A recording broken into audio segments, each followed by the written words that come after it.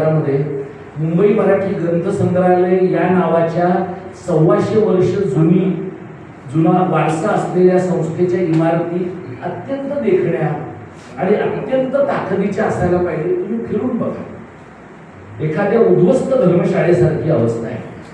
आणि हे आपल्या समाजाच्या सामूहिक अपयशाचा भाग आहे. म्हणजे एखाद्या नव्या लेखकाचा कविता संग्रह येऊ द्या, कथा संग्रह येऊ द्या, नाटकाचं पुस्तक येऊ द्या, एखादी कादंबरी येऊ द्या, लेखकाने जीव तोडून हवा केली तरी पहिल्या 1000 प्रती संपायला वर्षभर लागतच. अनेक पुस्तक अशी आहेत की ज्यांच्या 1000 प्रती संपायला 5-5, 10-10 वर्ष लागतात आणि लेखकाला काही मिळत नाही. आपल्या पुढचं एक अत्यंत मोठं आव्हान एक भाषिक समाज म्हणून हे आहे की आपला समाज ही भाषा बोलणारा आहे, ही भाषा वाचणारा समाज आहे का, आणि वाचण्यासाठी कष्ट करणारा समाज आहे का. म्हणजे तुम्हाला आठवत असेल इथे जी 40-50ची माणसं आहेत, तुम्हाला आठवत असेल की छोटी छोटी कोपऱ्यावर पुस्तकांची दुकानं असायची. गुलबकावलीची पुस्तकं 40 पैशाला, 50 पैशाला, 1 रुपयाला मिळत असायची.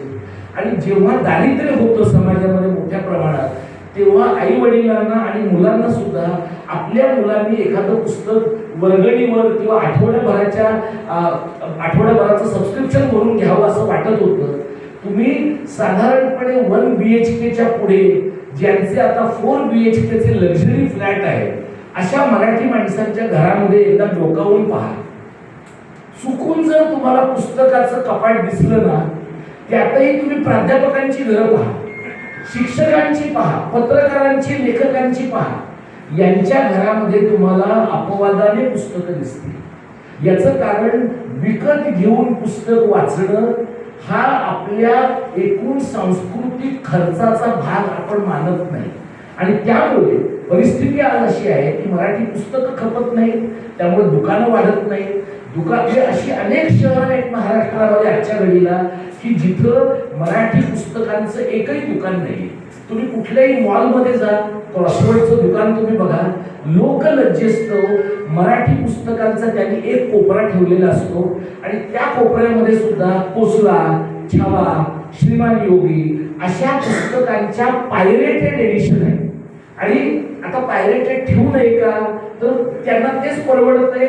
आणि जो वाचक आहे त्याला पायरेटेड आणि ओरिजिनल याच्यात काही घेणं देणं नाही.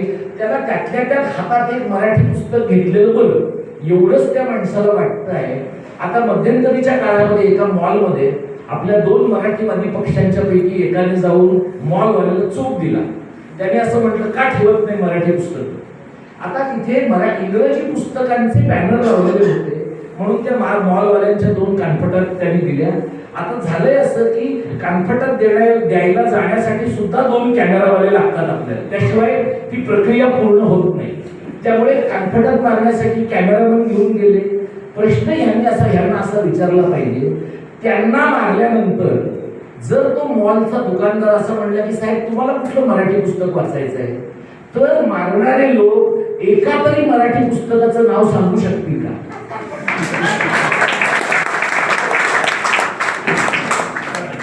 म्हणजे अशा वाचन शून्य समाजामध्ये आपण राहतो.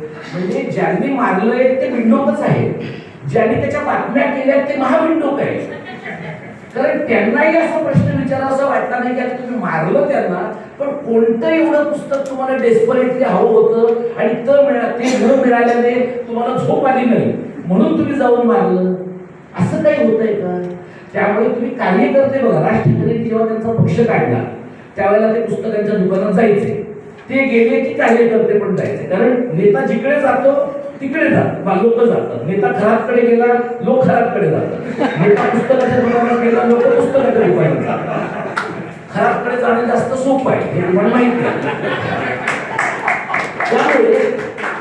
त्यामुळे राष्ट्रपतीच्या पुस्तकाच्या दुकानात जायचे आणि मग लोक असं म्हणायचे की मग राजसाहेबांना हे पुस्तक आवडलं, आम्ही पण ते पुस्तक घेतलं. तुम्ही लक्षात घ्या, पुस्तक घेतलं आणि पुस्तक वाचलं या 2 स्वतंत्र कृती आहेत. पुस्तक तुमच्यापैकी अनेक जे वाचणारे लोक पण आहेत त्यांनाही हे माहिती असेल की buying books is one hobby, reading books is another hobby. या 2 हॉबीचा एकमेकांशी काही संबंध नाही. लोक पुस्तकं विकत घेतात, ती तशीच पाडून ठेवतात. त्यामुळे बरेच जे वाचणारे लोक आहेत ना ते थकले की त्यांना असा प्रश्न पडतो की आता आपल्या माघारी या पुस्तकांचं काय होणार.